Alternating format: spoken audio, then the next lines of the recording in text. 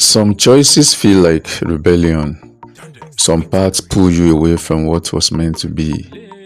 In Yoruba belief, ignoring destiny is not always punished immediately, but every ignored warning eventually leaves a mark. This is part 4 of our series on Yoruba mythology, where we explore what happens when humans knowingly defy their ayanmọ. If you haven't seen part 1 to 3, watch them first to follow the full story. Subscribe and turn on notifications. This series built carefully step by step. Here's what this legend means. It reminds us that knowledge alone is not enough. Awareness must guide action. Across Yoruba myths, there are figures who see repeated warnings, dreams, patterns, elders' advice, and choose to ignore them. Destiny taps at the door, they slam it shut. Ori pulls quietly, they push forward. It's not malevolence, it's misalignment. These stories are ethical lessons wrapped in narrative, teaching mindfulness, humility, and respect for the unseen forces that guide life. The first consequence is often subtle. Opportunities dissolve, relationships falter, health may waver. Over time, the universe begins to speak in unmistakable ways. Life itself becomes a teacher, using events and encounters to redirect. This is about responsibility. Destiny is not an abstract idea, it's interactive. It requires attention, respect, and humility. Some Yoruba myths go further, showing people who cross the point of no return. No sacrifice, no priest, no ritual can restore what was lost. These stories are not meant to frighten, they teach timing, alignment, and respect for Ori. Life rewards awareness and punishes reckless neglect, not arbitrarily, but as a natural law woven into existence. Humans are not powerless.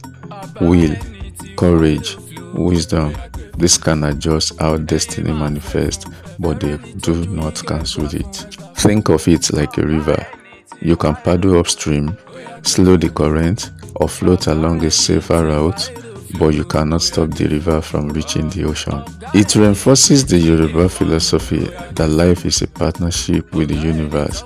You act, but Ori watches and reminds. Sometimes myths present symbols, birds, elders, visions, or divination. They do not threaten, bribe, or coerce. They confirm the path, gently or ungently, depending on how long it has been ignored. The beauty of these symbols is that they teach without fear. They are guides, not punishers, and they remind humans to stay awake to their choices.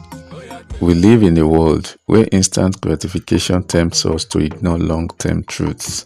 This Yoruba myth reminds us awareness matters, timing matters. Ignoring subtle messages comes at a cost.